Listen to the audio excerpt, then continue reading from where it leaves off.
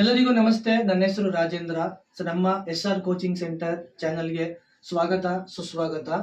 ನಾವು ಈ ತರಗತಿಯಲ್ಲಿ ವೇದಿಕ್ ಮ್ಯಾಥ್ಸ್ ನ ಹೇಳ್ಕೊಡ್ತಾ ಇದ್ದೀವಿ.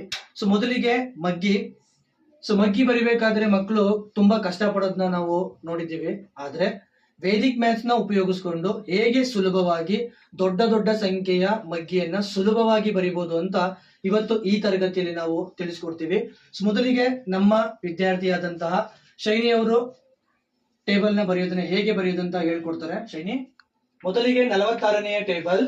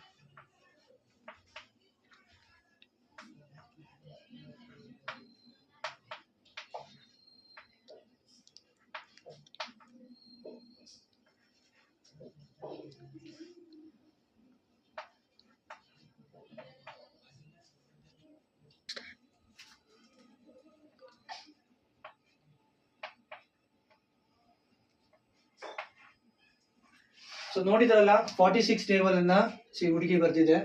ಅತಿ ಸುಲಭವಾಗಿ ಈ ರೀತಿ ಮೆಥಡ್ ಅನ್ನ ಯೂಸ್ ಮಾಡಿಕೊಂಡು ನೀವು ಯಾವುದೇ ಮಗ್ಗಿನ ನೀವು ಈಸಿಯಾಗಿ ಬರಿಬಹುದು.